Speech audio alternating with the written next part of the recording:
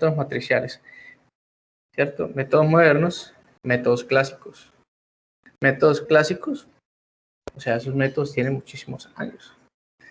Con decirles que cuando Néstor estaba viendo, ¿cierto? Que cuando Néstor estaba viendo redistribución de momentos, eso era ya algo viejo. Néstor no es que sea muy jovencito. ¿Sí? O sea, son métodos muy, pero muy viejos. Los métodos matriciales llevarán aproximadamente que 50 años, más o menos, pensaría yo, por máximo 100.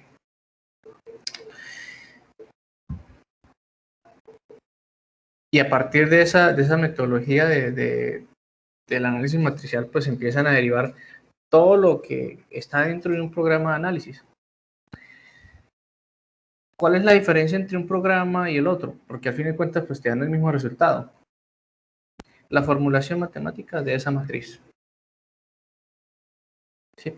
Trabajarán con alguna metodología de solución, obviamente a través de elementos finitos, pero tendrán algo diferente porque nunca los programas van a tener exactamente la misma expresión matemática, no sé por qué, parece como algo de copyright, ¿sabe? Pero internamente, o sea, la base de todo es el análisis matricial.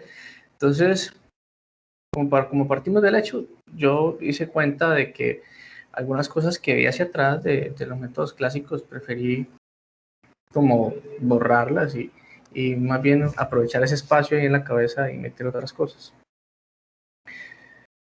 Entonces ahora la idea, ¿cierto? Que cuando caemos esto, es que usted tenga la capacidad de ver esa matriz y entender qué es cada columna, qué es cada fila, ¿cierto? ¿Para qué sirve? ¿Qué pasa si quito una fila y si quito una columna? ¿Qué pasa si quito dos?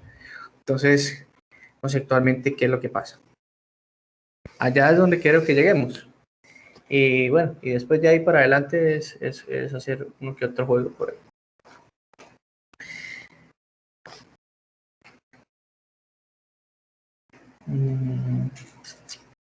¿Qué otra cosa? Métodos que nunca vayan a olvidar, el de trabajo virtual, pero no me parece de esa manera como lo aprendieron.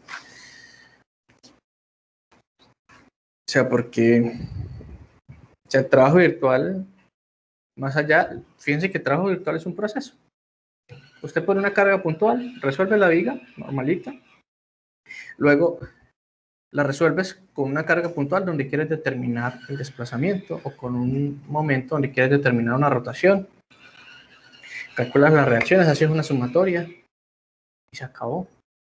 Pero es un proceso. Pero la teoría de trabajo virtual tiene mucho trasfondo porque te explica las deformaciones, ¿cierto? Y las rotaciones que se generan en ciertos puntos están divididos por componentes. Entonces, cada acción interna va sumando en la respuesta. Eso es lo que habría que explicar del tema del trabajo virtual. De ahí para adelante, fíjense que es un proceso mecánico, entonces pues no es nada difícil de aprender. Con 10 ejercicios que usted haga, usted ya lo tiene claro. Bien, entonces ya les comparto aquí la pantalla. No, es esta, no, es esta.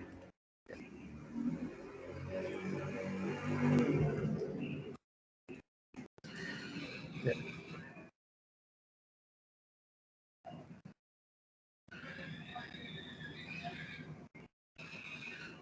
Voy a ir hasta el fondo, ¿cierto? Aquí hay un montón de cosas, cada cosita la vamos a explicar, pero me voy a ir aquí al trasfondo de todo esto. Madre, siempre de compartir. Porque cierra la línea.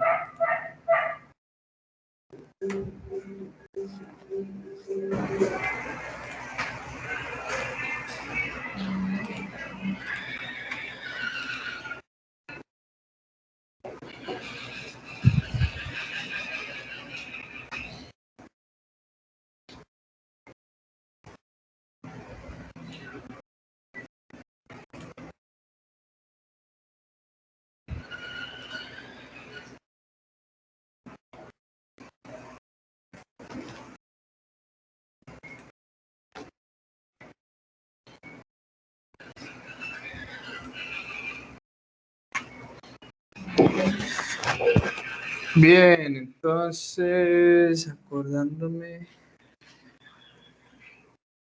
¿Cómo le fue con los dibujos? Empezamos por ahí, antes de avanzar. ¿Cómo le fue con los diagramas de momentos? ¿Cómo les fueron con los diagramas de cortantes? ¿Cómo le fue con el diagrama de carga axial? ¿Hay algo de esto que tenga que aclarar? ¿Necesitan que les... ¿Cierto? ¿Tienen preguntas del tema? ¿Qué necesitan? ¿Cierto? Ingeniero, la pregunta ahí, el ejercicio, cuando en el mismo pórtico ese, ¿cuál fue, digamos, el criterio para uno, digamos, ya yo lo hago siempre por mecanismo ahí que uno, en el nodo siempre pongo, digamos, que ahí va una rotación en los nodos, ¿cierto? ¿Mecanismo de qué? Pues, O sea, digamos, yo ya sé, ahí, digamos, o sea, algo mecánico más, no una interpretación así como más lógica. Digamos, ¿cuál es el criterio para uno saber que ahí en el nodo va a haber una rotación o una deflexión? Ok, bien. Dejemos claro varias cosas. ¿Cuál es el supuesto, uno de los supuestos del método pendiente de flexión? Que estaban dentro de las primeras, cuando empezamos a hablar de la teoría. Y es que el método pendiente de flexión no considera o ignora lo que son las deformaciones por carga axial. Al hablar de que se ignora las deformaciones por carga axial, podemos asumir dos cosas. La primera es que no hay carga axial. Y la segunda es que el elemento podría, ¿no?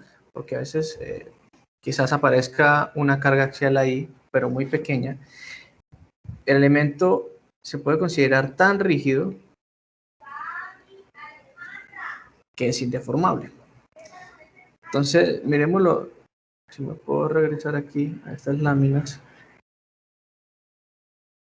Pero, por ejemplo, esto, ¿no? Esto es lo que usted esperaría ver de deformación de un pórtico, ¿cierto? Miren que viene, se deforma por acá y empieza a descender aquí, vuelve y sube, y aquí pues se genera la deformación.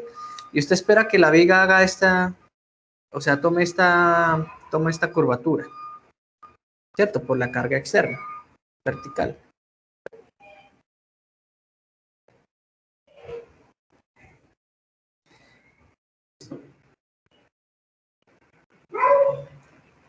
Pero como vamos a considerar que dentro del proceso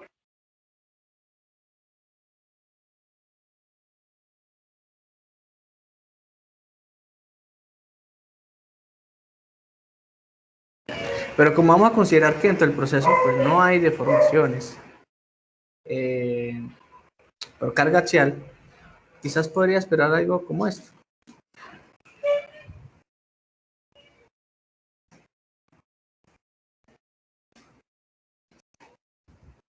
Como la barra se va a considerar tan rígida, pues ella ya no va a presentar esta curvatura.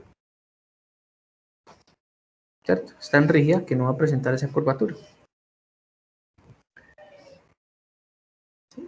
Por eso, por esta condición, cuando ahorita que veamos desplazamientos pórticos con carga lateral, simplemente porque no consideramos las deformaciones axiales, usted se va a dar cuenta que esta relación sí, que es la pendiente delta sobre L, delta siempre va a ser el desplazamiento lateral. Porque como estamos ignorando las deformaciones por carga axial, tenemos estos dos supuestos, entonces esta curvatura nunca se va a presentar. Entonces no va, esta deflexión que usted esperaría que realmente sí va a pasar, pero como usted dentro del proceso la está ignorando por la hipótesis del método, pues esta deformación ya no se va a considerar. Entonces el único delta, el único desplazamiento que entra dentro del proceso va a ser ese desplazamiento lateral. Eso es algo que hay que tenerlo claro. Lo otro que hay que tener claridad es qué pasa con cada uno de esos apoyos, qué pasa con este tipo de apoyo, qué pasa con este tipo de apoyo. ¿cierto? O qué pasa con este, el que tiene las rueditas, ¿cierto? Para volver a tener claridad. Imagínense que este apoyo, bueno, aquí hay una barra, ¿cierto? Pero nosotros vemos una barra y aquí un triangulito. Entonces, físicamente, ¿qué podríamos ver? Podríamos ver algo como esto. Algo aquí, por acá es como un pasador y por acá hay una barra, ¿cierto? Entonces, imagínense una barra y aquí hay un pasador, ¿cierto? Un pasador. Entonces, ¿qué pasa con ese pasador? Pues que este señor puede rotar. Y como este señor puede rotar, significa que a partir de mi punto de referencia, que era mi estado original, pues ese elemento tiene una rotación en radianes. Entonces imagínense que aquí pasa lo mismo. Entonces acá tiene esto como si fuese un pasador y estará amarrado por acá. Que obviamente, bueno, aquí estará la viga. Hagámoslo así. Y si tú le pones una carga lateral, pues lo mínimo que usted esperaría es que como aquí hay un pasador que es algo liso, pues es que esto se deforme así, ¿no?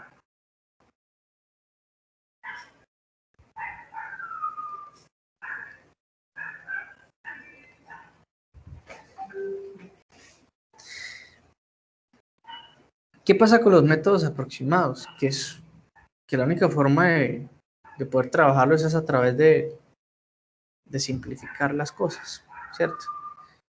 Entonces fíjese que nos toca o decir que la viga no se deforma, o nos tocará en algún momento decir que la columna no se deforma, o nos tocará decir que no consideramos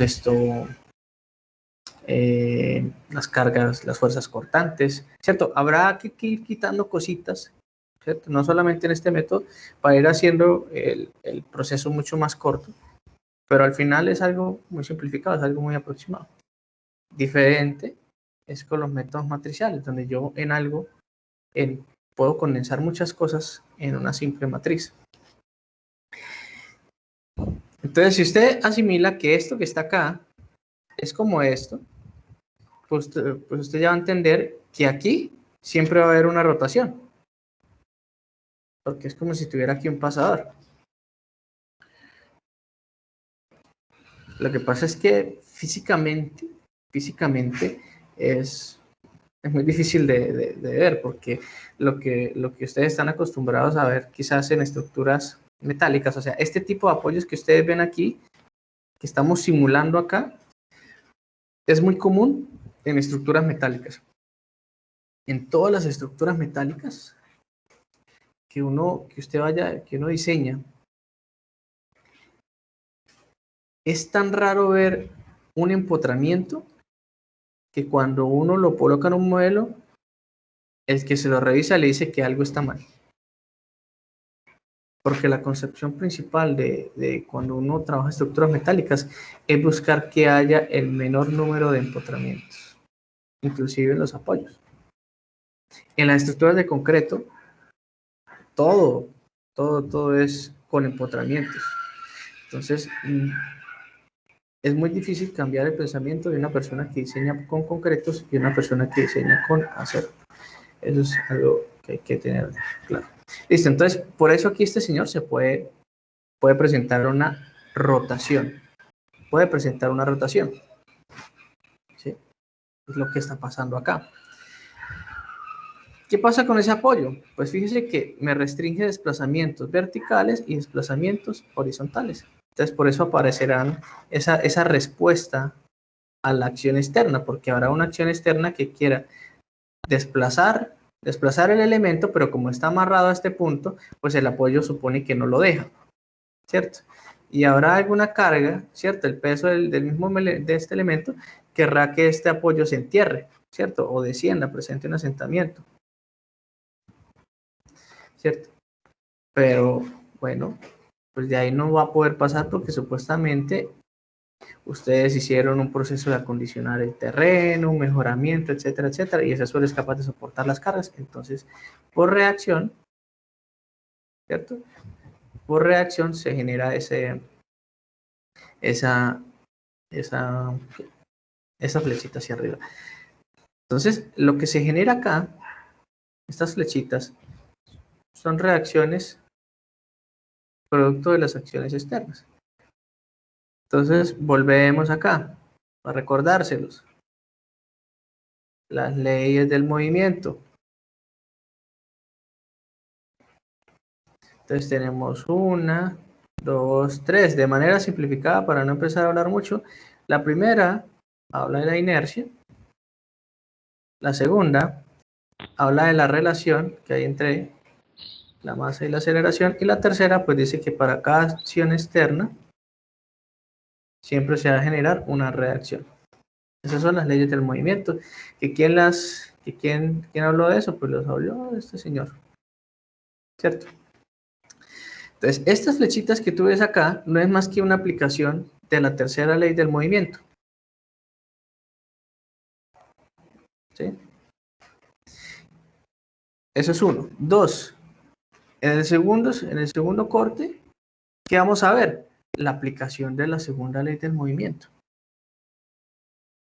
En el tercer corte, ¿qué vamos a ver? La primera ley del movimiento. Entonces, fíjense que todo gira bajo algo que ustedes vieron hace mucho. Aquí viene hacia la derecha y aquí se generan estas restricciones. Para aquí lo único que hay que tener claro es que primero, entre estos dos señores siempre va a terminar habiendo un ángulo de 90 grados, ¿cierto? O sea, ellos nunca te van a rotar, esos siempre te van a rotar manteniendo ese angulito a 90 grados que se forma entre ellos. Dos, si no hay empotramiento, significa que ahí hay rotaciones sí o sí. Entonces ahí tendrás que generar una ecuación de equilibrio, porque vas a necesitar, porque tienes una incógnita adicional. Y este es el caso más simple porque solamente es con cargas verticales. Cuando tiene cargas laterales, hay que adicionar una ecuación de solución a las que ya tenemos planteadas. Pero digamos que la pregunta de todo esto era si habían dudas de cómo trazar el diagrama de momentos, diagrama de cortantes. No sé si lo hicieron, ahí les dejo que compartan pantalla, muestren qué fue lo que hicieron, tómenle fotos. Miren que yo estoy abierto a ver lo que ustedes han hecho, pero si usted no muestra lo que ha hecho, pues para mí es difícil saber si usted ha aprendido algo o no.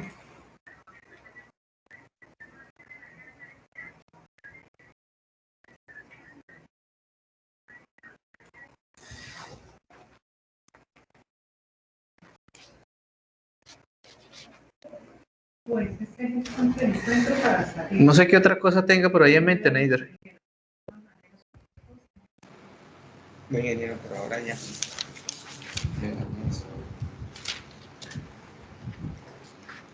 Bien. ¿Y los demás? Gracias. Sí, señor.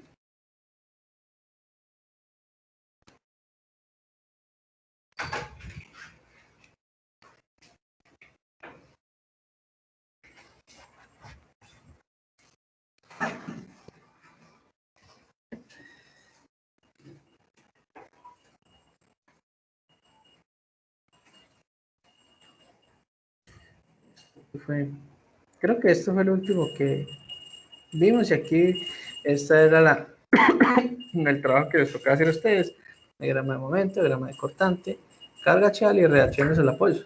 Pero más que todo ya habíamos hecho la mayoría del trabajo. Pues habíamos calculado las fuerzas, acorte, Ingeniero, esos ¿sí? diagramas lo podemos calcular, digamos, por cualquier otro método, no necesariamente que sea por corte. ¿Por el método de áreas le parece más fácil? Sí, yo uso área a veces y a veces uno que es numérico.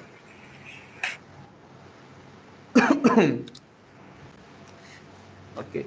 Digamos que a mí el método de los cortes me gusta. Vamos a explicar las dos metodologías. ¿Por qué me gusta una y no me gusta la otra? ¿Y por qué la otra también me llama la atención, pero no tanto? Entonces, hay dos maneras de resolver darle respuesta a los diagramas de momento y cortante. La primera es usando la metodología de los cortes y la segunda utilizando la metodología de las áreas. La primera me gusta porque permite que el estudiante entienda que siempre que usted corta algo, ¿cierto? Usted voltea y ve la superficie, internamente se producen unas reacciones que siempre van a ser los momentos flectores, una carga axial, un cortante, ¿cierto? Pero estos aparecen es en el plano, porque estamos, ¿en qué estamos? En 2D. El procedimiento es largo, ¿cierto? El procedimiento es largo, pero usted siempre va a tener presente en la cabeza que siempre hay un momento, un cortante y una carga axial. En contrapuesta, pues está el método de las áreas, que al final se vuelve simplemente multiplicar unos valores por unas distancias, cuando son momentos. Bueno, ahorita no lo tengo presente. Pero este método es mucho más corto. Pues, si yo lo comparo este método de las áreas con el de los cortes, obviamente me va a rendir mucho más por acá. ¿Sí? Sin embargo, aquí vuelvo y le cuento. Se me olvida que existe esto, se me olvida que existe eso, se me olvida que existe eso, y se les olvida, ¿cierto?, que esto solamente sale en el plano, en 2D. ¿Sí? Ya el estudiante ya no deja de pensar cómo sería la variación del diagrama de momentos dentro del elemento, porque simplemente espera que multiplicar unos valores ahí esté. Entonces la idea es que usted simplemente con ver el dibujo, pues usted ya más o menos tenga idea de cómo va a dar el diagrama de momentos, ¿cierto? ¿Y por qué más o menos usted tendría idea de que cómo te va a dar el diagrama de momentos? Ah, porque usted ya ha hecho varias veces eso, y usted ha visto que que las ecuaciones del momento quizás aparecen unos términos elevados al cubo, otros términos elevados al cuadrado, otros aparecerán como una X. Entonces usted relaciona esto con una recta, parábola, hipérbola, ¿cierto? Tú lo vas relacionando con eso. Entonces dice, yo siempre una vez hice una de esos de triangulito así. Entonces el diagrama de momentos me parece que daba algo así, ¿cierto? Mira que yo no he hecho ningún numerito, pero yo sé que es así. ¿Por qué? Porque yo lo relaciono con esto. Bueno, ahí están las dos formas de resolverlo, ¿cierto? Que normalmente, ahora hay que conocer las dos. Hay que conocer las dos. Pero no por el hecho de que usted los vaya a usar toda la vida, porque obviamente esto simplemente es con el fin de que usted vaya adquiriendo esa destreza de, con el simple hecho de que usted vea un ejercicio, usted ya pueda decir cómo es el diagrama de momentos. Pero entonces uno dice, ¿pero para qué me sirve eso? Pues muy sencillo. Eso me va a servir a mí para saber en dónde tengo que poner el acero. Lo que pasa es que como a nadie le dice a ustedes para qué sirve esa vaina, ¿cierto? Pues todo el mundo dice, pues eso, ¿para qué decir? Eso no sirve para nada. No, eso sirve para mucho. Y sobre todo para este tema de la ingeniería estructural, los diagramas de momento y los diagramas de cortante dicen muchas cosas. Te dicen dónde tienes que poner el acero, dónde no lo debes, dónde no es necesario, ¿cierto? Te dice cómo podría fallar el elemento, ¿cierto? O sea, esas cositas te hablan mucho, hablan por sí solo. Quizás ahorita ni en las materias anteriores leemos función, porque no nos dicen para qué sirve. Pero yo con el diagrama de momentos, yo puedo definir el refuerzo longitudinal. Puedo definir cuántas barras longitudinales tengo que tener. Puedo saber si son barras de media, de 5 octavos. Si yo miro el diagrama de cortantes, yo podría decir diámetros, podría escoger los diámetros de los estribos. ¿Qué separación puedo poner aquí? Si aquí puedo hacer las separaciones más largas, ¿sí? Con estos puntos de inflexión, puedo mirar en dónde puedo hacer traslapos, en dónde no puedo traslapar las barras, ¿sí? Si veo que no puedo traslapar por acá y me toca por acá, entonces yo sé que tengo que traslapar, pero tengo que confinar. Entonces, esto me dice muchas cosas, que por sí nadie se los dice porque digamos que ustedes están dentro de un proceso que todavía es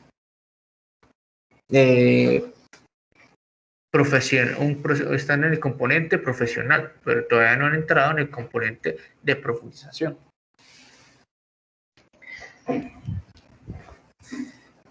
Bien. Ok. Bueno, esas son las dos metodologías. Bien, entonces está aquí, tienes acá. Bueno, no sé, de esto hay alguna pregunta, alguna duda, alguien va a mostrar algo. Me va a decir, profe, mire, yo hice esto, pero no sé si está bien. Pues lo miramos de rapidez. Bien.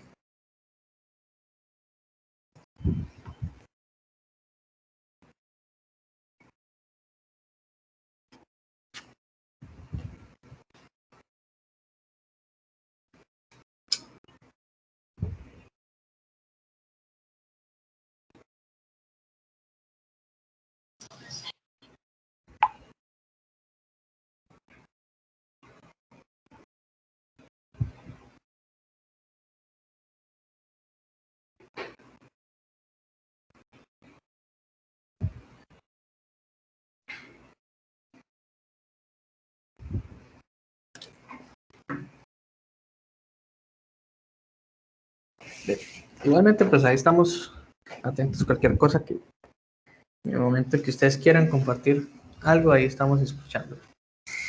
Bien, por ahora lo que hemos visto es la aplicación del método bajo un marco con cargas verticales. Un caso muy particular,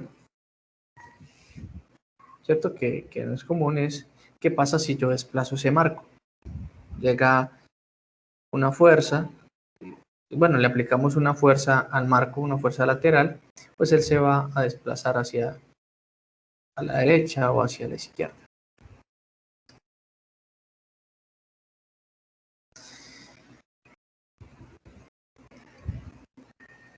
Fíjense algo aquí particular, y es que estos apoyos de acá son apoyos empotrados. Fíjense cómo es la deformada. Vienen por aquí, ¿cierto? Pero no llega acá primero, llega a una extensión de la longitud de la columna y se vuelve recto. Igual acá, aquí esto se vuelve recto y a partir de aquí se empieza a deformar.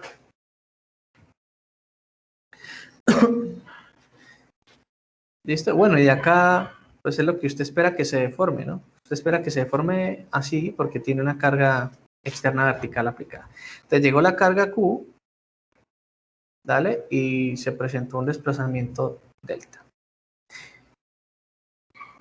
Que como consideramos esta viga, que va a ser infinitamente rígida, no vamos a considerar esas deformaciones por carga axial. Las dos columnas son exactamente iguales, tienen la misma altura, la misma geometría, las mismas propiedades. Lo mínimo que podríamos esperar, ¿cierto? Razonando de todo eso, pues que este delta que está aquí sea igual a este delta que está acá. Estos dos desplazamientos son iguales. Son iguales. Y fíjense que seguimos cumpliendo el hecho, que entre estos dos puntos, estos dos elementos, conservamos esos 90 grados. La altura de la columna sigue siendo h.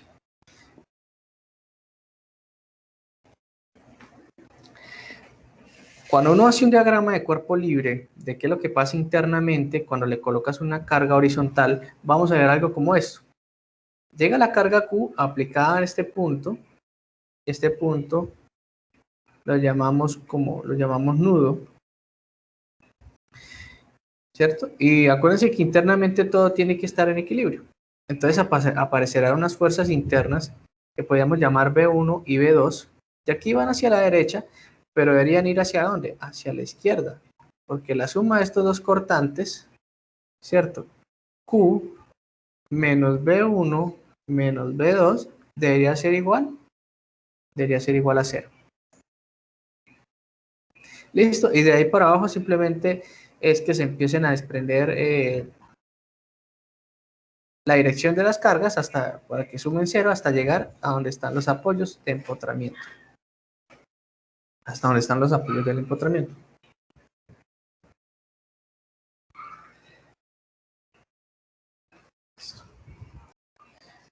Nuevamente vamos a usar la misma ecuación, la que simplificamos atrás, que decimos que la rigidez relativa debe ser 2K, no, es 2EI sobre L. Y vamos a utilizar este cambio de variable, que delta sobre L viene siendo la variable psi. Veamos cómo funciona la cosa. Por el momento, veamos cuántas incógnitas tenemos dentro del problema. Vamos a suponer que es el mismo ejercicio de la que hemos venido trabajando, ¿no? Que aquí están estos apoyos. Entonces la pregunta es, ahora, ¿cuántas incógnitas tengo en el problema? 5.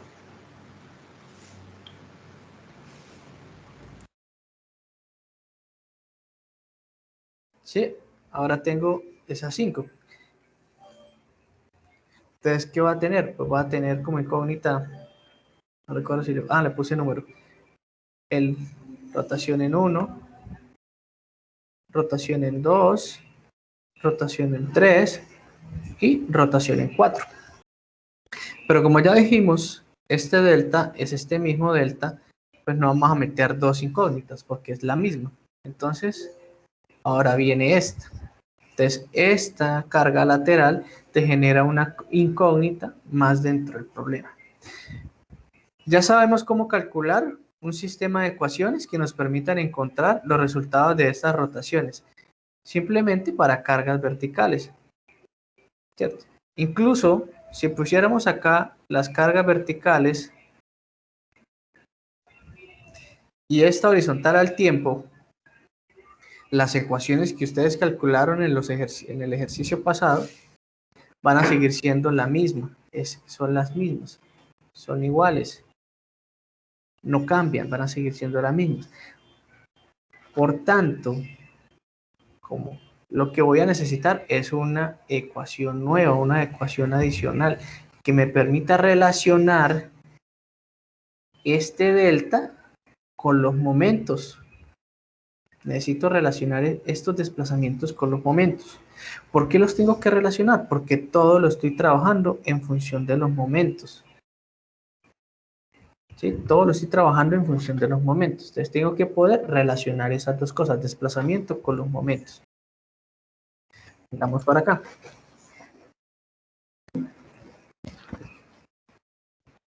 Ahí yo coloco un texto para que después cuando usted tenga más tiempito, pues usted lo lea y de pronto interprete un poco más la cosa.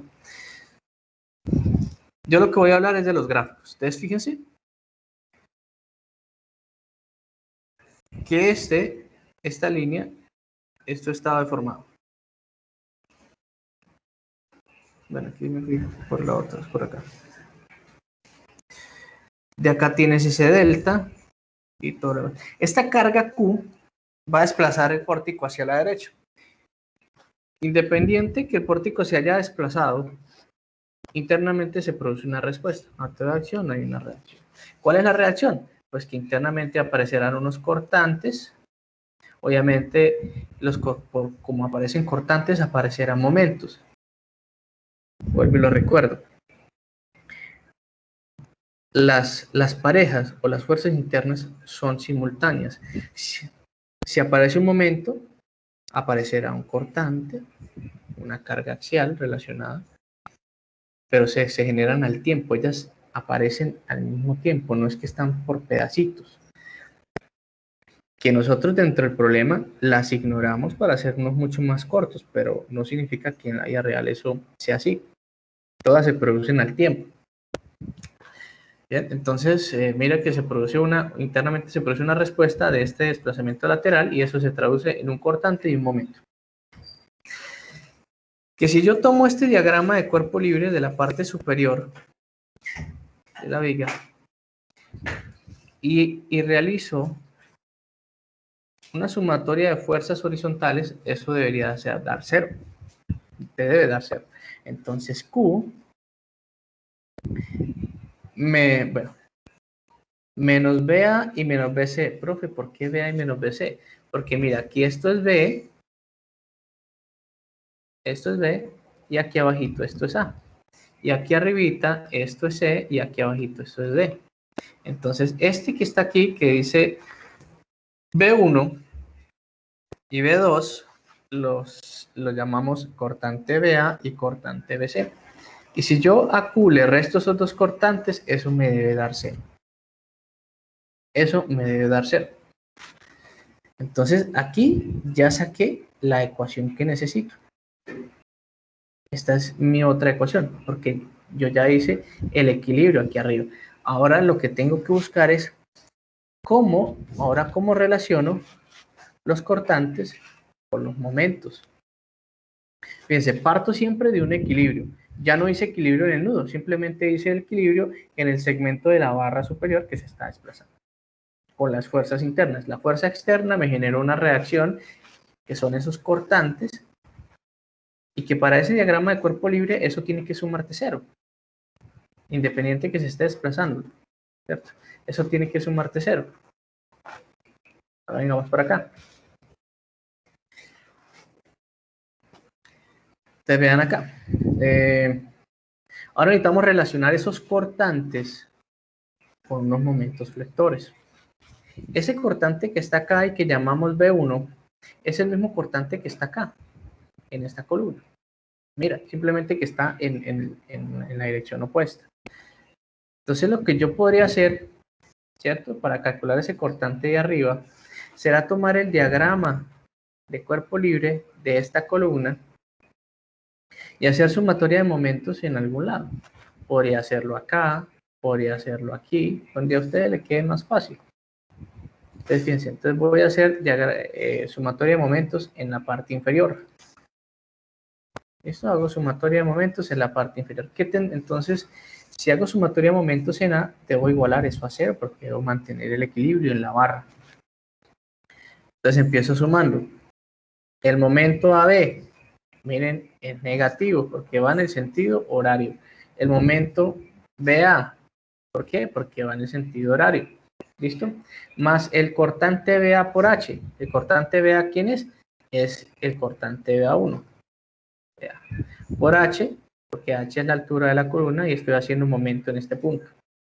¿Listo? ¿Qué es lo que hago ahora? Pues simplemente estos dos señores los paso al otro lado y este que está multiplicando BH los mando a dividir. Hago exactamente el mismo proceso con el otro diagrama de cuerpo libre en la columna. ¿Listo? Y ahora hago sumatoria de momentos en este punto y llego a otra expresión. Entonces, sí hay manera de relacionar los cortantes con los momentos flectores. Sí hay manera de relacionar los cortantes con los momentos flectores. Entonces, los cortantes en ese punto serán iguales a los momentos, ¿cierto? Momentos de este nudo con este nudo. Momento AB y el momento BA dividido entre la altura. Independiente si esto es un piso, si son dos pisos, si son tres pisos. Si yo lo extrapolo, ¿cierto? Entonces aquí tengo un piso, aquí tengo dos pisos. Entonces imagínense que ahora aquí tiene una carga y acá tienen otra. Entonces acá pongámosle que esto es 1, que esto es 2, que esto es 3, que esto es 4, que esto es 5 y que esto es 6. ¿Listo? Entonces si yo parto esto en dos, yo voy haciendo equilibrio por pedazos y siempre voy a agarrar la parte, voy a empezar de arriba hacia abajo. Entonces si hago equilibrio de solo este pedazo, pongámosle esto por acá, F1 y acá F2. Entonces, el primer equilibrio que yo hago es en la parte superior. Entonces voy a decir, vea, F1 va a ser igual.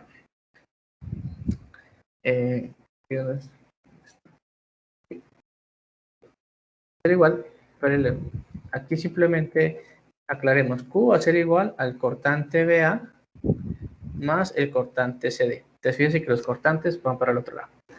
Entonces F1 en la carga externa pues será igual a ¿quién? Al cortante 1,3 más el cortante 2,4.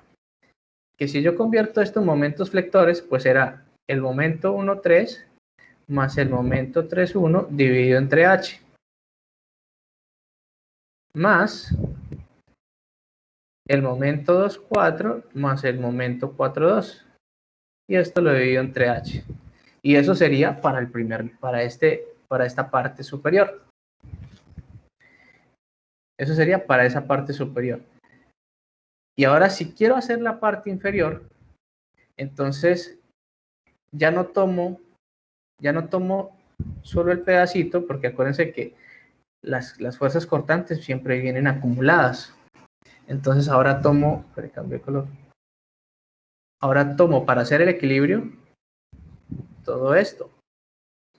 Porque el cortante que se produzca acá, ¿cierto? Tiene que estar relacionado con las fuerzas en la parte superior, porque si no, nunca te va a dar el equilibrio, nunca te va a dar cero. Entonces esto se va a volver F1 más F2 deberán ser iguales a los cortantes 3,5 más el cortante 4,6. ¿Listo? Y después simplemente reemplazo el momento 3,5 más el momento 5,3 dividido entre H, cierro, más el momento 4,6 más el momento 6,4 y esto lo divido entre H, yo aquí puse que 3, entre H. Fíjense que esto se vuelve algo ya muy mecánico, pero hay que entender que yo siempre voy a ir sumando las fuerzas laterales y los cortantes internos donde yo haga el corte tendrán que ser iguales a esas fuerzas laterales, porque yo siempre debo mantener ese equilibrio entre las fuerzas externas y las fuerzas internas. ¿Listo? De aquí para adelante simplemente es un tema algebraico, ¿cierto? Entonces yo reemplazo los valores, ¿cierto? Porque ya los conozco. Y a partir de esto, pues simplemente reemplazo para este señor. Ustedes ya conocen, momento AB será igual al momento de fijación AB más la rigidez AB que multiplica a 2 veces la rotación en A más la rotación en B más 3 veces este señor. Listo. Y este de acá abajo pues será lo mismo, pero acá será teta A y acá más 2 veces teta B. Más 3. Fíjense que la ecuación no está cambiando. La ecuación que hemos visto desde el principio sigue siendo la misma. Simplemente lo que estamos variando es cómo analizamos el pórtico para ir agregando una ecuación más. Igual la ecuación más, ¿cierto? Ya miren que es muy fácil analíticamente muy fácil de conseguir y que yo lo puedo seguir extrapolando si tiene 5 pisos, 6 pisos, el proceso es igual. ¿Listo? El proceso es igual. Entonces, siempre hay una manera de relacionar los cortantes con los momentos flectores. Bien. Entonces, si tomamos ahora el mismo ejercicio que teníamos y le agregamos una carga lateral, va a pasar lo siguiente. No me voy a poner a deducir las ecuaciones porque ya las tenemos de los ejercicios anteriores y ya creo que ya todos sabemos cómo es que se forman. Fíjense que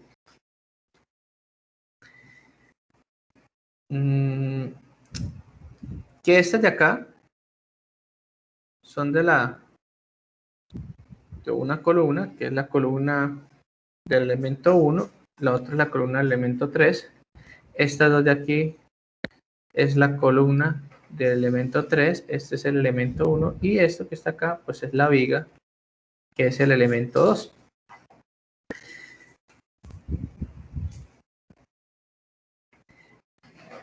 ¿De quién es la pendiente que estamos calculando acá? ¿De quién es este sí? ¿El sí es de la viga o el sí es de la columna? De la columna, ingeniero. El sí es de la columna, la pendiente es de la columna. ¿Cierto? La pendiente es de la columna. Bien por acá. Bueno, tú ves que ando mal de pulso hoy. Vamos por acá. La columna se desplaza de esta manera.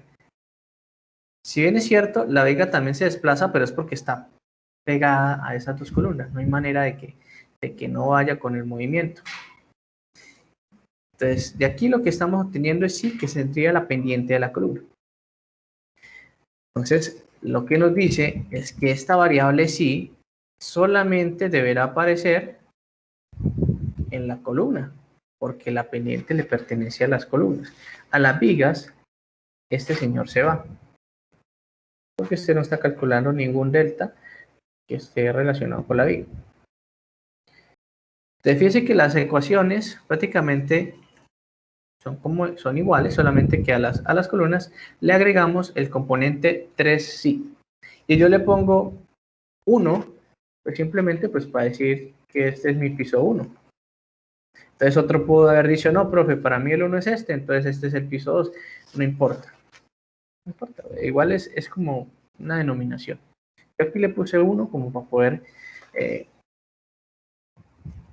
¿qué? No quedara la variable ahí solita, que se ve fea. Entonces, 3 y 1, 3 y 1, 3 y 1 y 3 y 1. El proceso es el mismo. Fíjense que yo no estamos cambiando nada. Vuelvo y subo los momentos en los nudos y los igualo a 0. Solamente que ahora va a aparecer algo más. Que a las columnas este señor ya no vale 0, sino vale 3 y 1. ¿Qué pasa con la ecuación? Va a seguir siendo la misma y al final pues, tú le agregas aquí si 1 por 3 veces la rigidez 1, 3, que es lo que estaba acá. Ahí tenemos la ecuación 1. La ecuación en el nudo 2 es exactamente la misma, eso no está cambiando. Lo único que es que como está sumando en la columna, pues la columna que lleva una componente más, que es 3 y 1. Entonces, termina siendo la misma ecuación, solamente que ahora le agrego esta componente. 3 veces la rigidez 2, 4. ¿Por qué? Porque termino multiplicando este señor por este. ¿Sí? Igual, mire, este por este por este. Entonces, de ahí voy sacando esos valores. No me detengo mucho porque igual simplemente lo que estoy haciendo es agregando una componente más a esa ecuación. Igualmente, aquí en el ejercicio pasado, esta componente no estaba. Solamente teníamos teta 1 y teta 3, pero como ahora ya hay un desplazamiento lateral, pues se incorpora este coeficiente más. Miren que hasta el momento el proceso es el mismo. No tiene ningún lío. Y llegamos aquí a la ecuación 4. ¿Listo? Ahora, listo, organizo las ecuaciones. Entonces, mis incógnitas siempre fueron teta 1, teta 2, teta 3 y teta 4. Que si yo no le hubiera puesto la carga lateral, pues este señor se va y estos se van y me quedan, ¿qué? Las mismas ecuaciones del ejercicio pasado, que solamente era la carga vertical. Ahora agregamos una variable más, que es que se genera un desplazamiento. Entonces aparece sí, por la pendiente, porque lo vimos entre L y ahí nos da la pendiente. Entonces miremos qué es lo que está pasando. Entonces, producto de esa carga de 40 kN, el pórtico se está desplazando, donde este delta es exactamente el mismo delta que se va a presentar acá. Internamente, yo hago el equilibrio, ¿cierto? Genero el equilibrio en las barras y miren, van 40 hacia la derecha, hacia la izquierda tendrá que haber un cortante aquí y un cortante acá, que sumados me dé los 40 para que esta sección en la parte superior te dé 0. Y después simplemente ese equilibrio en las caras. Aquí va hacia la izquierda, entonces acá en la barra pues tendrá que ir hacia la derecha para que este más este pues te dé 0.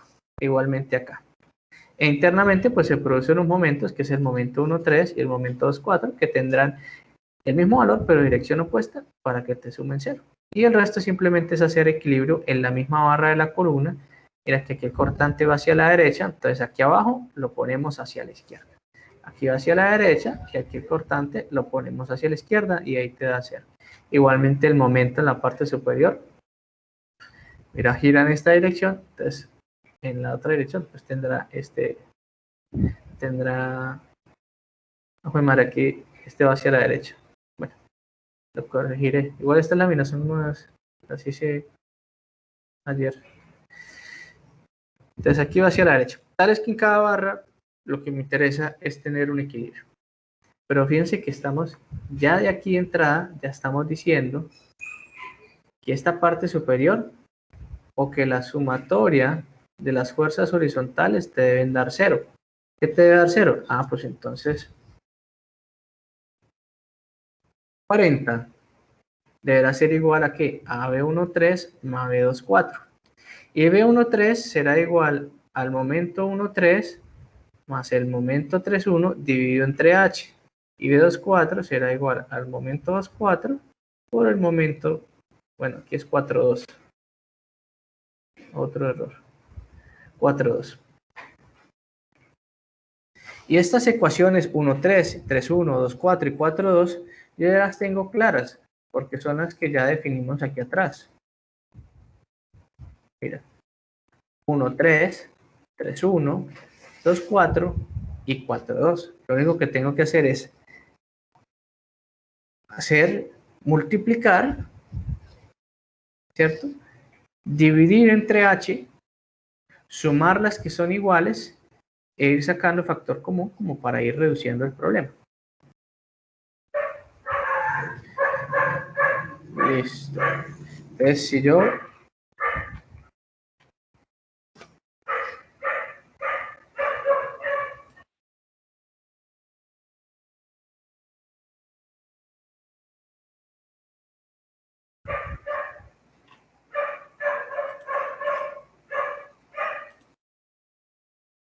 bien. Entonces, M13 es esta parte.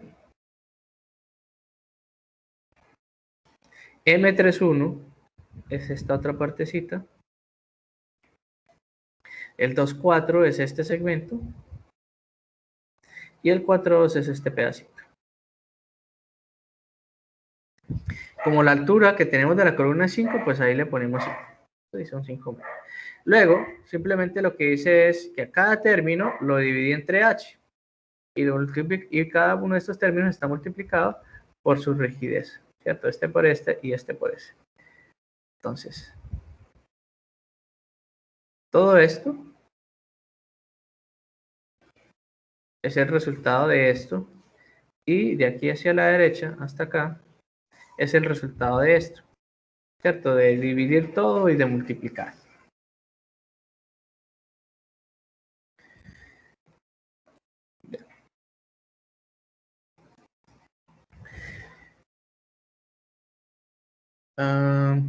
Bueno, la diferencia entre este y este, pues es simplemente que ya no está el paréntesis. No es nada más.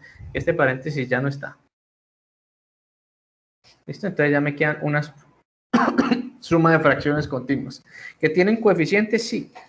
Eso sí está claro. ¿Por qué lo pongo con esos coeficientes? Y no con números.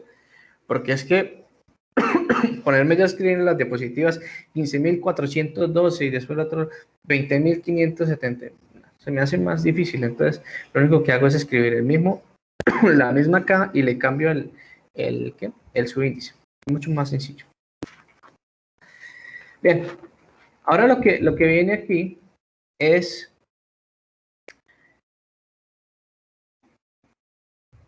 que voy a sacar factor común.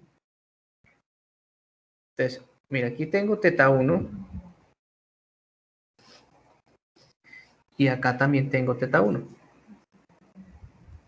Entonces, factor común de ellos dos, ¿qué son? Teta 1. ¿Cierto? Que termina multiplicando, ¿qué? Por esto. Por 2 veces la rigidez 1,3 más la rigidez 3,1 y ambos dividiendo entre sí. Ahí saco 1. 2.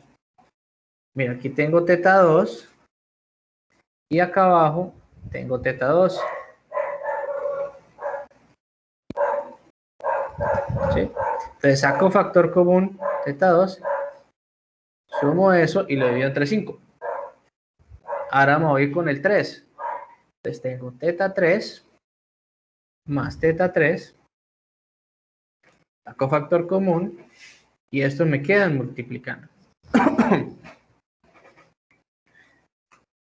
Aquí porque se lo estoy explicando paso a paso, pero cierto, para que ustedes vean qué es lo que está pasando, pero al final esto se vuelve algo muy corto. Entiendo que se ve largo y complicado, no, esto se va a volver algo corto. Después les explico, ahorita al final les explico cómo. Entonces, mira, aquí tengo teta 4, ¿cierto? Y acá está teta 4, factor común. Y después, mira, aquí tengo la variable sí, la pendiente. Aquí tengo la pendiente. Aquí también tengo la pendiente. Y acá también. Entonces tengo un término de la pendiente, 2 términos, 3 términos, 4 términos. Entonces termino sumando todos. Mira, saco factor común y cada uno de esos coeficientes de rigidez termina sumándose. Mira, 3 rigidez 1, 3, 3 rigidez 3, 1, 3 rigidez 2, 4 y 3 rigidez, bueno, aquí es 4, 2. Bueno, ahí voy encontrando algunos errorcitos.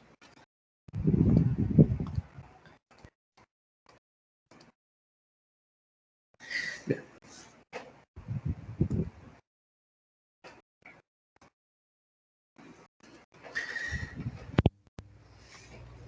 Listo.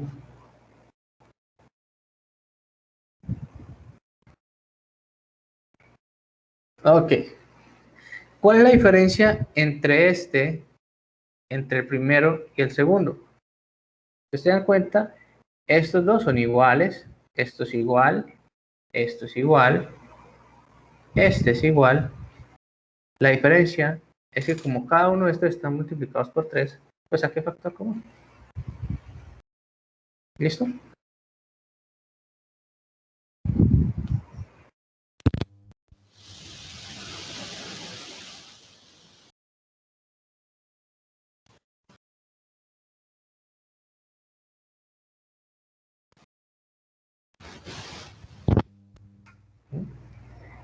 Fíjense, esto es igual. Esto es igual. Esto es igual. Y esto es igual. Entonces, ¿cuál es la diferencia entre estos dos?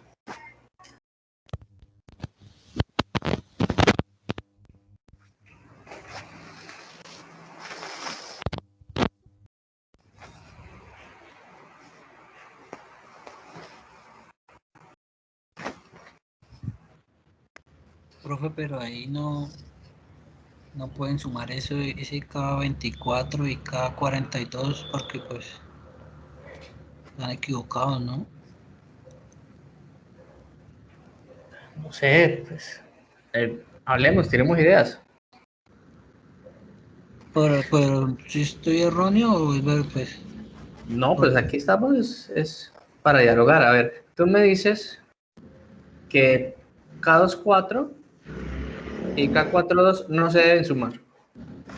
Pues no, creo que no. Porque no. ¿Por qué dices que no se deben sumar, por ejemplo? Porque, a ver, porque los subíndices son distintos, ¿no? Están en diferente orden. Sí. La rigidez es la misma, ¿no? Sí, se puede. Pero fíjense que a pesar que los subíndices están en un orden diferente, la rigidez para ambos es la misma. Porque estamos hablando de exactamente la misma barra, la barra no está cambiando. O sea, fíjense que esta es tu columna y esto es 1, 3. Entonces, K1, 3 y K3, 1 son iguales.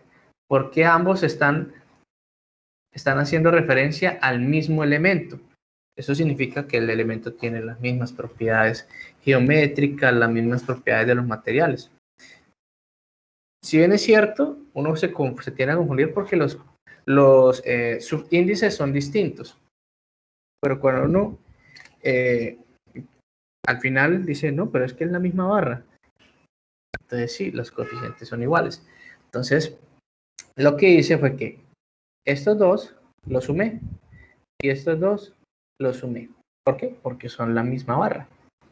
Y dejé una sola rigidez, la 1,3, pero alguien pudo haber dicho no.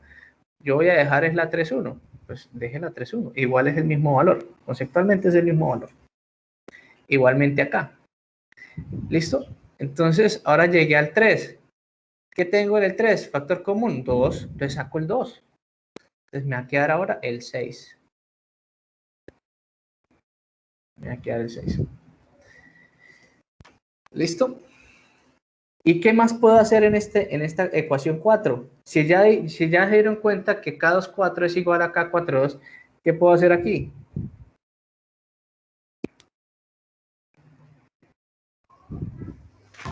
Sumarlos. Lo puedes sumar. Entonces aquí podrías decir la rigidez, por ejemplo, K1, 3, o alguien puede decir K3, 1.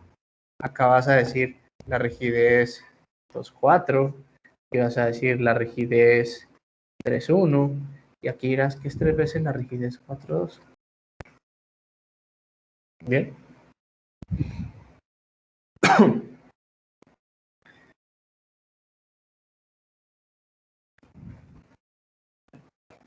Al final, pues eso es lo que llego acá. Y eso es lo que me da la ecuación 5. Es la ecuación que me va a permitir calcular los desplazamientos. Y fíjense que al final todos están divididos sobre ¿quién? Sobre 5, ¿no? Entonces, ese 5 que está dividiendo a todos, lo pasé para el otro lado. ¿Sí? Factor común del denominador, como está dividiendo, pasa al otro lado a multiplicar. Y ya llego acá, pues que son los 40 por esos 5 metros.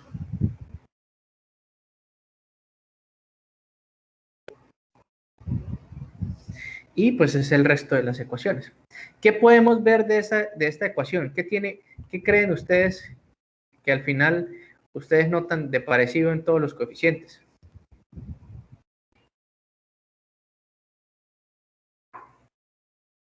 El último término, ingeniero. El del desplazamiento.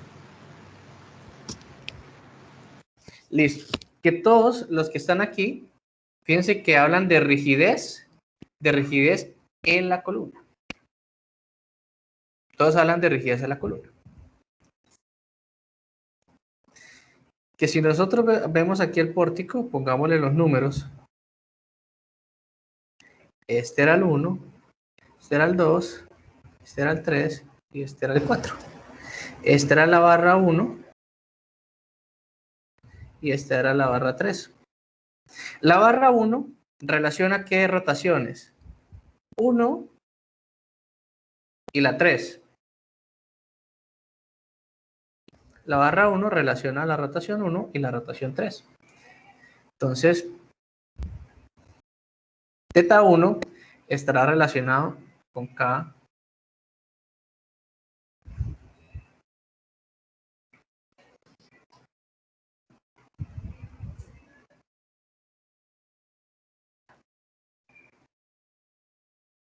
No raya.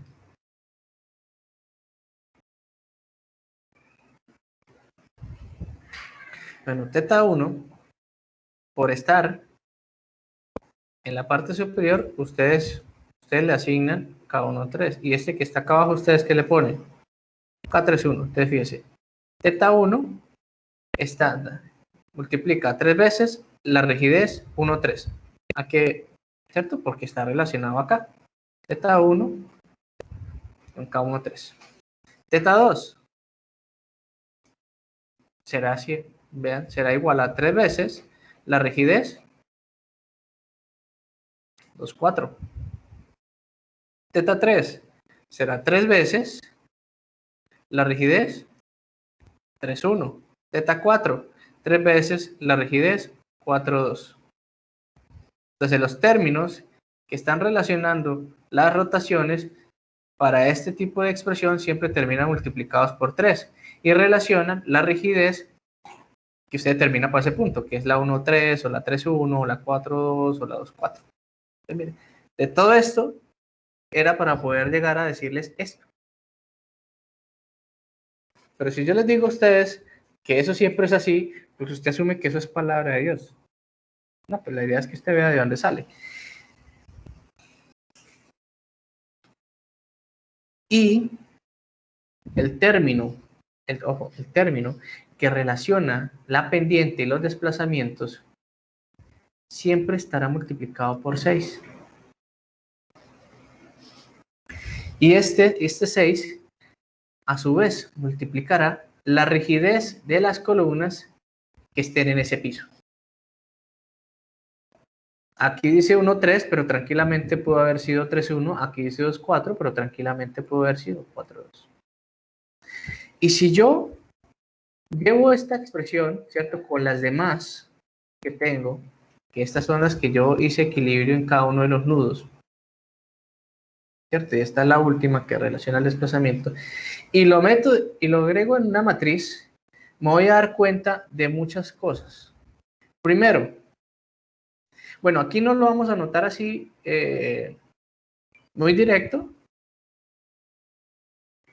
porque los apoyos de nuestro pórtico son estos. Si lo hubiéramos hecho con un empotramiento, ¿cierto? Sí lo veríamos fácilmente, pero vamos a hacer el esfuerzo.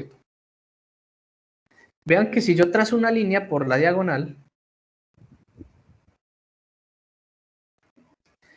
me voy a dar cuenta que siempre la diagonal será 2 veces la rigidez de las barras que conectan ese nudo. ¿Sí?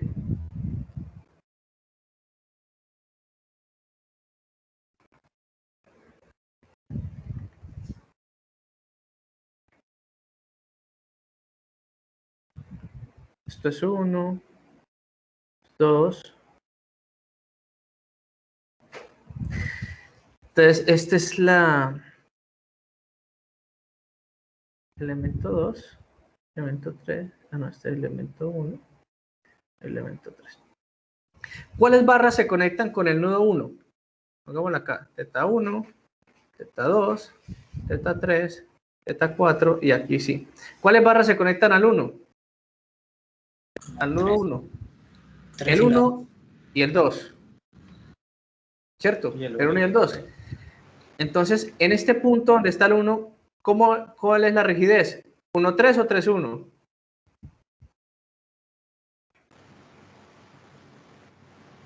1,3, ¿no? 1,3. 2 veces la rigidez 1,3. Pero también llega la barra 2. Entonces, a ese punto, ¿cuál es? ¿La rigidez 1,2 o 2,1? 1,2. Entonces, es 2 veces la rigidez 1,2.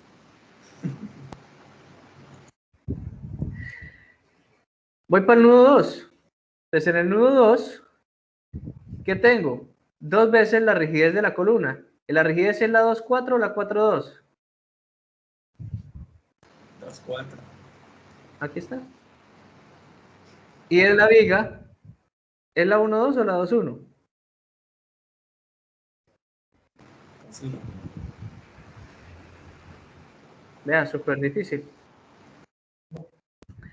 Estos dos términos que tenemos acá, ¿cierto? Que solamente aparece 2,3,1 y 2,4,2, aparece porque nuestros apoyos son de segundo orden. Si nuestros apoyos fuesen de empotramiento, aquí también estaría un más y una rigidez. No, mentiras, ahí ni siquiera estarían, perdón. Esos ni siquiera estarían, porque la rotación 3 y la rotación 4 serían 0. Entonces, tanto esta columna como estas dos últimas filas se eliminan, porque ya valen 0, ¿cierto? Acuérdense ustedes de cómo se multiplica matriz. Listo, pero como nuestros apoyos son de segundo orden, pues aparecerá solamente 2 veces, ¿cierto? 2 veces la rigidez que llega a ese punto, de la barra que llega a ese punto. ¿Cuál barra llega a ese punto? Pues 3,1. ¿Sí o qué? 3,1. ¿Y cuál es la barra que llega acá? El elemento 3. ¿Y ahí qué se quería? 2 veces la rigidez 4,2. Entonces fíjese que usted ve esto muy largo, pero cuando usted trabaja con letras, usted se da cuenta de muchas cosas.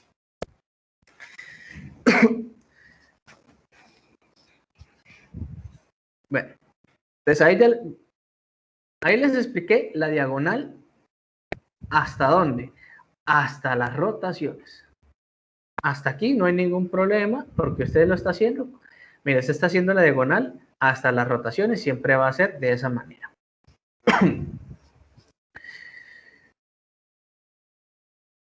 El último término de la diagonal, que es el que está relacionado con el desplazamiento, siempre será 6 veces la suma de la rigidez de las columnas que hayan en ese piso. ¿Cuántas columnas hay? Hay 1 y hay 2.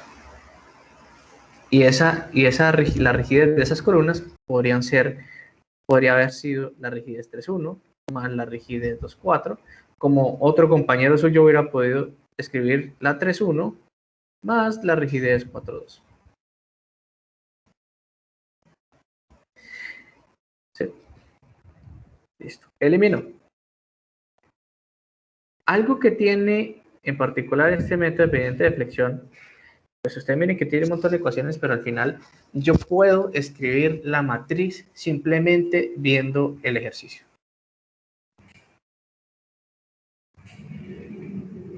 Yo lo sé porque yo, pues bueno, cuando estaba en el programa me pusieron a hacer esto y yo tiraba madres porque no me gustaba, porque decía que ya había gastado un bloque completo y no lo entendía hasta que por ahí vi la luz. Otra cosa, las matrices que ustedes siempre hagan en sistemas estructurales. Hoy es martes. Sí. Siempre tendrán una particularidad y es que son simétricas. ¿Alguien sabe qué es una matriz simétrica? Sí, N que por N, sea ¿no? algo círculo que hay los términos de la izquierda o los términos de la derecha partidos por la diagonal. Exactamente.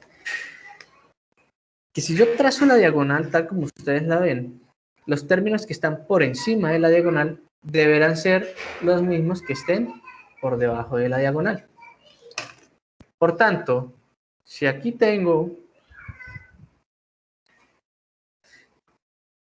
que la rigidez es 1,2, pues aquí será la rigidez 2,1. Si aquí tengo que la rigidez es 1,3, aquí será la rigidez 3,1. Como aquí tengo que esto es 0, pues aquí sí es 0. Como aquí tengo que esto es 0, pues acá es 0. Aquí tengo escrito que es la rigidez 2,4. Pues acá es la rigidez 4,2.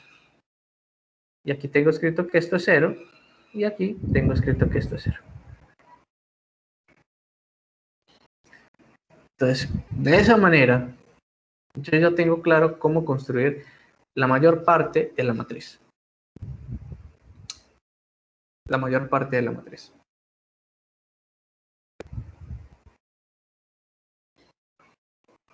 Z1, Z2, Z3, Z4 y C1.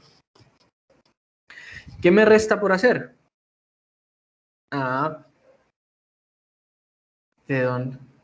¿Cómo oriento esa columna con estas filas? De entrada le digo que esta columna, o mejor dicho, que esta horizontal es la traspuesta de esta columna. Si usted hace la traspuesta de esta columna, ustedes saben qué es la traspuesta, ¿cierto? Sí, hay J es igual a JI. De Ajá. columna a fila. Entonces, ¿qué hago con una columna? La convierte en fila. Las conviertes en fila. Miren que yo no estoy haciendo nada diferente al álgebra lineal, pero con letras. Entonces, 3K1, 3, 3K2, 4, 3K1, 3, 3K2, mira, es la misma, pero es la traspuesta.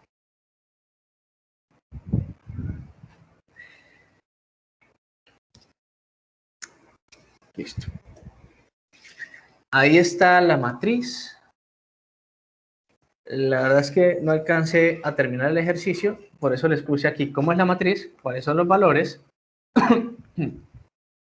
y pues que usted reemplace los valores y evalúe la matriz para que encuentres las rotaciones. ¿Listo? Y encuentres el valor del desplazamiento. Igualmente, pues ya faltan 10 minutos para las 6. Faltan 10 minutos para las 6. ¿Qué otra cosa? Ah, esa es otra cosa. Era, que ustedes reemplacen los valores ahí de la matriz para que encuentren el valor de las rotaciones y el valor del desplazamiento. Obviamente, directamente de la matriz no vas a obtener sí, o sea, el desplazamiento, perdón. Usted va a obtener sí. Pero ¿cómo hace usted para calcular el desplazamiento a partir de sí?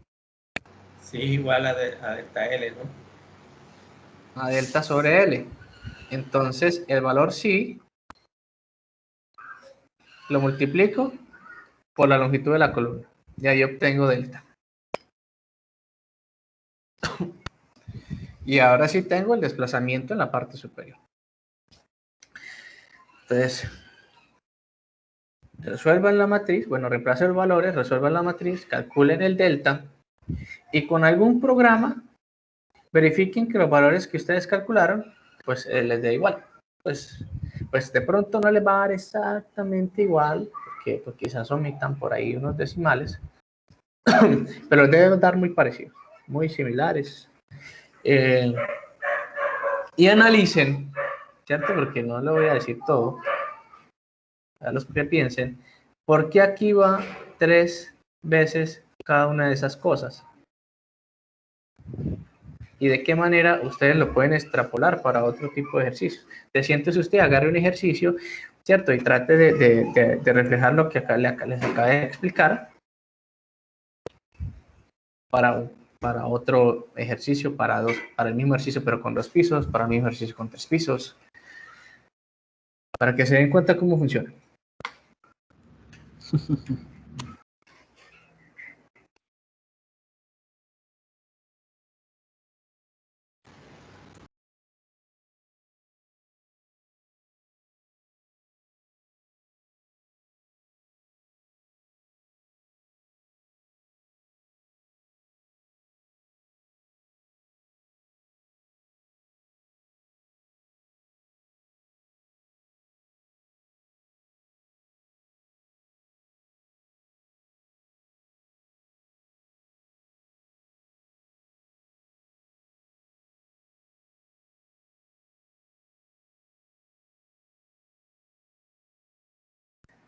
Bueno, si alguien tiene preguntas, ahí estoy pendiente de respondérselas mientras tanto.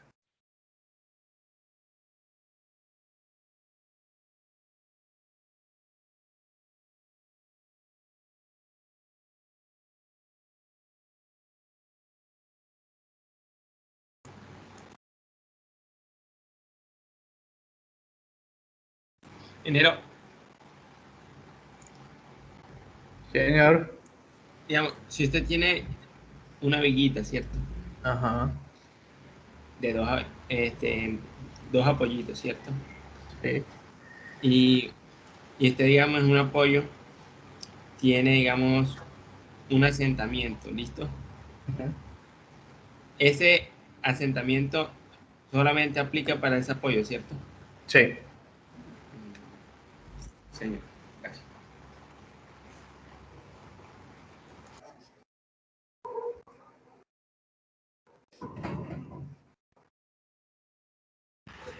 Profe, una pregunta, ¿sale el 3 que usted dice que sale ahí, sale es porque en la imagen que usted mostró ahorita habían 3 segmentos, ¿cierto?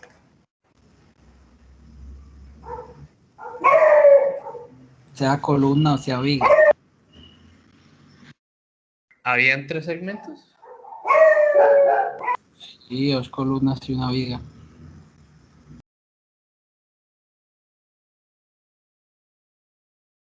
Habían 3 segmentos. Esa parte no la entendí.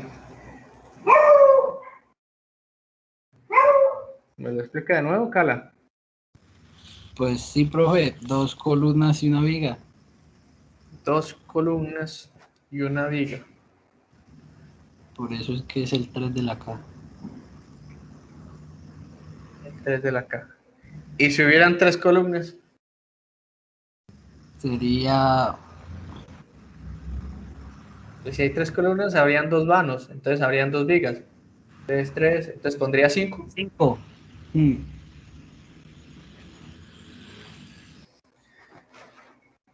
Está como todavía no, ¿cierto? Pero más o menos por ahí, no así que por ahí va la idea, pero regresense ustedes a revisar las ecuaciones, que por cierto, espérenme y grabo aquí, grabo la lámina y se las envío por el WhatsApp, que como estas las terminé de armar ayer, esta no esa ustedes no la tienen.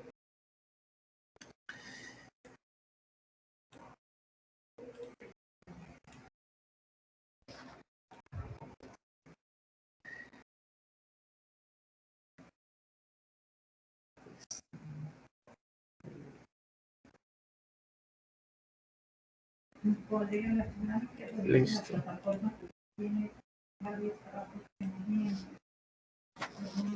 Listo, ahí están las diapositivas, ya las acabo de enviar ahí al grupo, ya las pueden descargar. Echémosle un poquito más de cabeza, de pronto le pegamos a la respuesta, ¿cierto? La idea es que ustedes sienten y mediten, me cuenten la otra clase y llegamos a una conclusión del tema. Porque ustedes piensan que es así, o de pronto alguno le dé al chiste. Ya por último, ya nos quedan 5 minutos, pues es tomar asistencia, muchachos. A ver, Dylan Patricio Aceros. Presente, profe. Buenas tardes. Buenas tardes.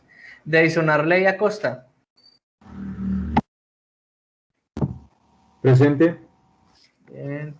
Julián Andrés Aguirre. Presente, ingeniero. Bien, sí, señor. Francisco Álvarez Prada. Presente, ingeniero.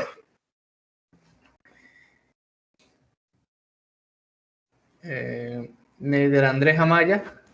Presente, ingeniero. Juan Pablo Cala.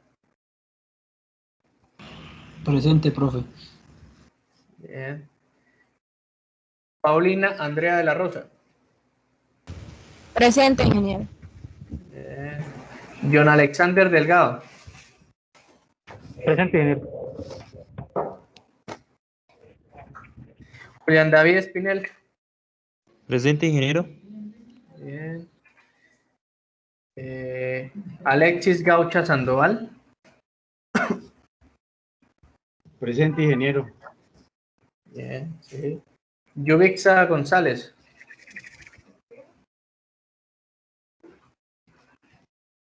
Presente, ingeniero. Bien. Karen Alexandra Wally. Presente, ingeniero. Bien. Rafael Antonio Gutiérrez Martínez. Presente, ingeniero. Bien. Miriam Paola. Presente, ingeniero. Bien. Yandri Giselle Jaime Lizarazo. Presente. Edison Jonathan López. Presente, profe. Bien. Laura Stephanie Lozano Rey. Presente, profe. Leiner Luques López. Presente, ingeniero. Karen Lisette Martínez Martínez.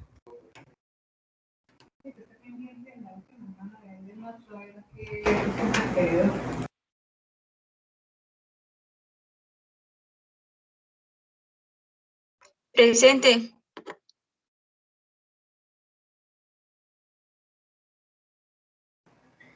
Juan David Martínez Quiñones.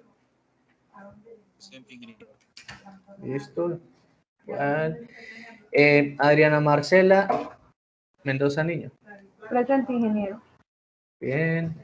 Wilmer Octavio Monroy. Presente, ingeniero. Bien, por acá. Yusi Alejandra Montero. Presente, profe. Eduardo José Murillo. Presente, ingeniero. Ok. John Alexander Navarro Plata. Presente. Sebastián Acosta Olivella. Presente, profe. Bien. Nicolás David Parra Carreño. Presente, ingeniero. Bien. Blanca Lisette Quintero.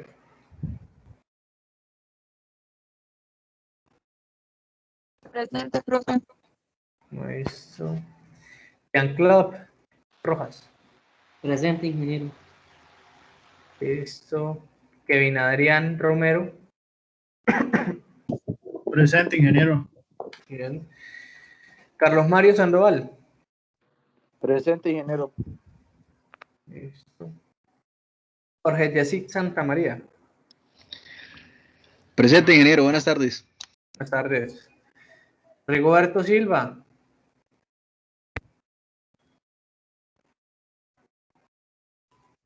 Presente, ingeniero.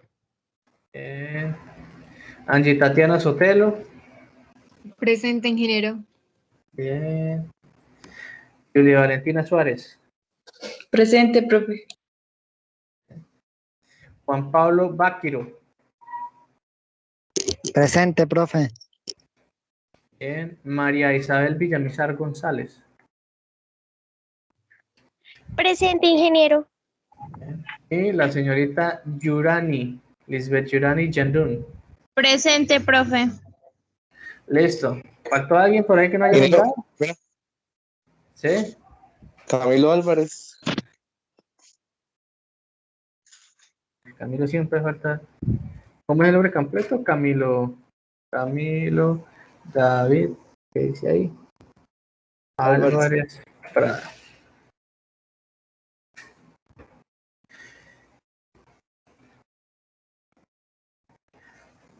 Me llamó. ¿Me repite el código? 1094. 94 283 222. Listo. Listo, señores, ya podemos dejar de grabar. Ahí ya.